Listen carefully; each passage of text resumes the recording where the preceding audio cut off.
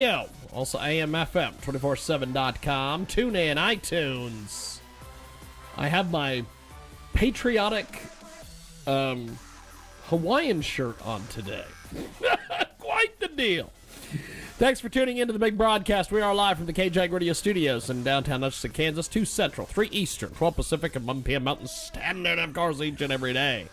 24/7 at JiggyJaguar.com on the TuneIn apps, and of course on-demand podcasts are available via iHeartRadio, live Twitch video when it works over there. JiggyJaguar.com.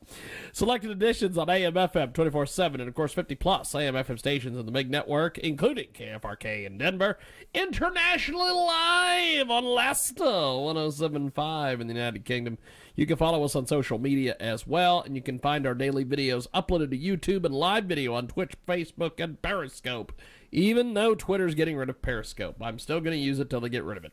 Broadcasting on Roku via the AM/FM 24/7 network each and every week, and the Jiggy Jaguar radio broadcast is proud today to be bringing in a fantastic guest here at the top of our program. Scott Garliss is going to join us. He is pretty damn amazing, and I am looking forward to chatting with him today. And we are going to go to the telephones and find Mr. Stansberry NewsWire himself, Mr. Scott Garliss. And I believe we've got Scott Garliss on the phone. How are you, sir? I'm well. How are you today? Pretty good, actually. Welcome back to the program. I'm glad we've got you on with us today. Scott Garliss is the editor of Stansberry NewsWire and Stansberry NewsWire Premium, which is real-time daily blogs in which he and his analysts scour the markets to offer you a better understanding of the forces that are driving market volatility and recommending the best ways to trade that volatility. And Scott joins us today to talk about the U.S. economy dwindling while China's economy is growing strong. This according to FoxBusiness. So, Scott, break it down for me. Tell us a little bit about this topic, my friend. Well, the one interesting thing about that is, you do have to take everything China says with a grain of salt sometimes too, right? Yes. China, you can't always get straight answers in terms of numbers. But, yeah, so China's economy does seem to be faring better than what the U.S. economy is doing right now. But I think one of those benefits is that China has taken a lot of these manufacturing jobs that are lower down the food chain away. They've picked it up from a lot of the rest of the world. And now as demand for things like PPE have picked up, a lot of those things are being produced in China. Yes. So one of the big fights with the Trump administration is to bring these types of jobs back to the U.S. And I think the solution for a lot of the problems with like all this money we're printing right now that we're having to lay out to keep the economy going, they go away if you bring a lot more of those jobs back home. And I think that's the benefit the Chinese economy is seeing right now versus what we're seeing here. We have got a tremendous guest with us today. Scott Garliss joins us here on our big program, talking a little bit about the economy and the way that it has been impacted here. And so, StansberryNewsWire.com. Tell us about the website, my friend, and then we'll keep going with the topic here. Yeah, sure. So the best way to see what I'm doing actually is StansberryInvestor.com. It encompasses all of Stansberry. And it's got, if you go there, you can sign up for our free letters. You can see what we're talking about every day, all day, just sort of real time what's moving the markets around. And then we have had some recent economic data here in the U.S. where industrial production and manufacturing are actually doing all right.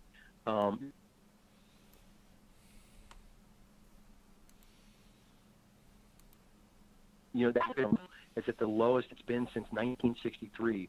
There are a lot of really strong undercurrents in the U.S. economy, despite what some of the news media might tell you right now. Scott Garliss with us today. He joins us live here on our big program. So, the thing that I wonder about with all this, in regards to the economy and China and all these different things, is their economy seems to be back open and has been back open for a heck of a long time through this whole COVID stuff. this just bothers me because I'm like, I see what's going on here, and it seems like people around the world just do not see what's happening here. Yeah, I think what a lot of Americans don't realize either is that China is playing this for the long game. China is not playing a short-term game here. Xi is president for life. He doesn't have to run for re-election in 4 years. We do. And China loves the infighting that's going on. I mean, that is to their advantage. And, they're a pretty fierce competitor, and they're playing for keeps. I think Lighthizer put a recommendation out there for Biden the other day saying, look, don't let up on these guys, because if you do, they're going to take advantage. And I don't know if that our country realizes that and realizes, this is a long fight. This is just the beginning. We've got Scott Garliss with us today. He joins us live here in our broadcast. And before joining Stansberry Research in 2017, Scott spent 20 years trading for some of the top investment banks in the country, including First Union Securities, Wachovia, among others. So, talk to me about your experience with trading and all that in the markets. Yeah, so a lot of things that are going on right now remind me of some of the stuff we went through during the financial crisis and the tail ends of the financial crisis. And so what a lot of Americans right now are having trouble looking at, there are people who have lost jobs, unemployment's high, but it's coming back down. But they're looking at the stock market and they're trying to figure out, why does the stock market keep going up, but it seems like things aren't that great? Well, you have something like the vaccine is coming. You have the economy isn't quite as bad as the picture is being painted. And you got to start thinking like a money manager. And the money managers out there, they're thinking, where is this economy going to be in 6 to 8 months? And they're thinking really good things are going to happen. So as the vaccine takes hold and people get back to their daily lives, and you see these restaurants, bars, hotels, stores come back to life that have been shut down by a lot of these state and local governments, that's going to mean a lot more spending. And before that process, in the meantime, you're looking at a Federal Reserve and you're looking at the federal government, Congress. They want to pump a lot more stimulus into the equation. So you're potentially looking at a pump that is really well primed to explode higher, and that's why the stock market keeps going up. We've got Scott Garliss with us today. He joins us live here in our broadcast. Check out StansberryResearch.com. You can also get more information at StansberryNewsWire.com as well. So that is something that I wanted to get your take on with this looming potential COVID relief bill. Yep. I see all this stuff where everybody and their brother seems to be getting a bailout on this thing. Everybody but the movie industry. They really want one, but they haven't got one yet. And, which I don't think they should. But the thing that I don't understand about all this is they're going to have to, I know that elected officials, especially the corporate elected officials that are in there now currently, I know they don't want to give the average person money. I know they don't. I get it. And I know they only want to give, I guess the last check was, they want to do a $600 check, which to me is ridiculous. Yeah. Do they not understand that if they don't give some sort of short-term relief, whether that is in the form of a UBI or whether that's in the form of something, something more than $1,200, that at some point the businesses that are going to open up aren't going to have any customers. Do they not understand any of this, or because you mentioned it yourself, they're going to have to stimulate the economy to get the economy going? Yeah, it doesn't seem like it, does it? Especially when you have people, holding out for crazy numbers. Yeah. I do think it's interesting. We had McConnell wanted a $500 billion stimulus, and then you had Pelosi and Schumer were up at 2.4 trillion, and now they've come down. And one of the things you're seeing all of a sudden is this state and local aid thing that they had demanded. That's sort of being pushed off to the side. I read some interesting stuff the other day. California state, the budget watchdog, said that the state has actually reaped a $26 billion windfall out of all this because they're spending less and they're reaping more in taxes from internet sales and people's stock market accounts going up. New York is actually getting a budget windfall from this as well. And I think that's why all of a sudden the state and local budget thing is like, well, maybe that's not as important of an issue. I can't remember the group that said it's looking like the $660 billion budget deficit is actually now looking more like $400 billion. So those numbers are shrinking, and it's not going to be as bad as they originally thought. So I think what they are realizing, they're coming around. People do need this badly. There's some industries that really need this badly, and if they don't do something, it get worse. And that's why they're finally doing this now. Why it took them so long? My only guess would be it was a political game going into the election, which is really a shame because that's not the right call. Well, and that is Pelosi has said on so many occasions, we weren't going to pass this because I didn't want Donald Trump's name on a check. And I'm like, it doesn't matter. I just find it so strange. And also, if you look at around the world, a lot of these countries, they have jumped in and they have said, okay, well, we need to get some relief to the citizens. We want them to stay home. So if they're going to stay home, they need money to be able to stay home. And in the United States, they have done all sorts of things. They haven't given anybody any money. And they want everybody to keep working. But they also want people to stay home. And I'm like, you can't have it both ways, guys. You cannot. It's the strangest deal.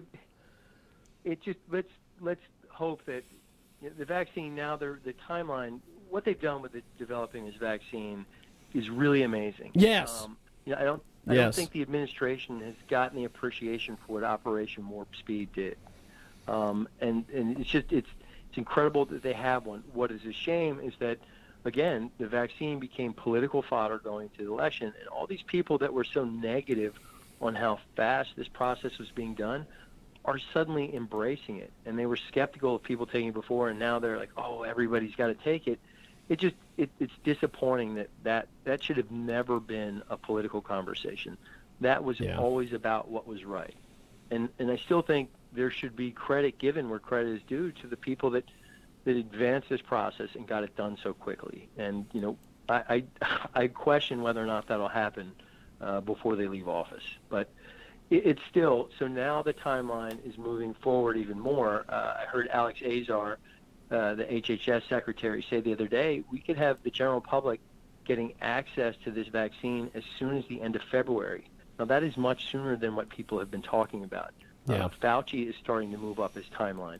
He's talking about herd immunity by this fall. Before, he'd been saying that wouldn't happen until 2022. So I think there are some really incredible things that could be happening to the economy. Now, I think what the little guy needs to think about is that the little guy who is sitting out there just in dollars and doesn't have other investments, he is the loser in this process as more money gets printed, because that money that he has in his bank account becomes worth less. Yes. So what he needs to do is protect himself by putting in investments, like whether it's going through your company and investing in a 401k and having your company match that, or going out and buying stocks, bonds, gold, maybe some cryptocurrencies on your own. Because those things, as more dollars get printed and the dollars become worth less, they go up in value because it takes more of those dollars to buy them. Well, and you bring up something else that I would love to get your take on. We've got Scott Garliss with us today. He joins us live here on our big program. This cryptocurrency thing. I hear one of our photographers, Michael Nagy, who's out in New Jersey, of all places. He is big into this cryptocurrency, and him and all of his buddies are out there playing with this Robinhood app. They're doing all this stuff, and he tells me constantly he's making all this money, and I'm like, okay, so, but. He's still working at the liquor store. Yeah, right. So I just don't understand this cryptocurrency thing. Is this just basically a bunch of people playing around? Is that what's going on, or is this a real deal?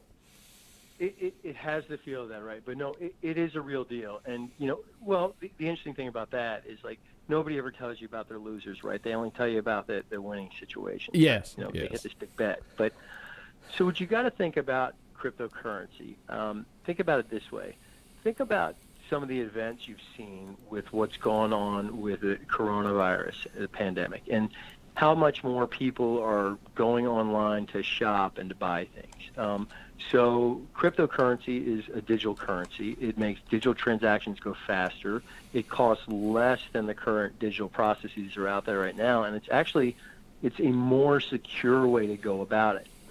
So, cryptocurrencies are just starting to be picked up by retailers, and it's going to take time, but there will be mass adoption. And as we move into that mass adoption, there will be more and more demand for cryptocurrencies. Now, the one that's really interesting is Bitcoin because it's the flagship. It doesn't mean it's necessarily the best product or the best technology, but it is the flagship technology that everybody recognizes. Yes. And there are only 21 million Bitcoins that are ever going to be made. So that means it's a finite resource. So that is why Bitcoin in particular is such a good investment, because it's going to, as there's more and more demand for these things and it's adopted at more places, there's only so many Bitcoin that are ever going to be printed, and the value is going to keep going up. Now, if you want to invest in Bitcoin or other cryptocurrencies, I recommend you keep them as a small portion of your portfolio, like no more than 3 to 5%. And I would diversify. I would go look at somebody that does good research on these things and diversify my assets that I'm putting into cryptocurrency across a couple of different cryptocurrencies. And that way, you'll have one or two that wind up being really successful, and they will pay off far more than maybe the one or two others you get into that aren't. But you're investing in the wave of the future. I know in particular that our guy who does work on these things thinks we could see, Bitcoin in 8 to 10 years could be worth $1 million a coin. It's at $23,000 today. Holy smokes! That's a big change. But again, don't try to buy these things with a time horizon like, hey, I'm going to make 10% in 1 week. You want to buy these things for a time horizon 8 or 10 years down the road. Fantastic. Scott Garliss with us today. Scott, thanks for doing this. I really enjoyed chatting with you. You are just an amazing individual. You know more about all this economy stuff and financial stuff than people who pretend to be economy analysts on TV. So thank you for doing this, my friend. Thanks for coming on and chatting with us today, and have yourself a Merry Christmas, sir. Hey, James, you too. It was my pleasure. Thank you, my man. There he goes, Scott Garliss. We are going to take a time out. When we come back, Bruce Hartman is going to join us. Yes, that Bruce Hartman. We got more coming.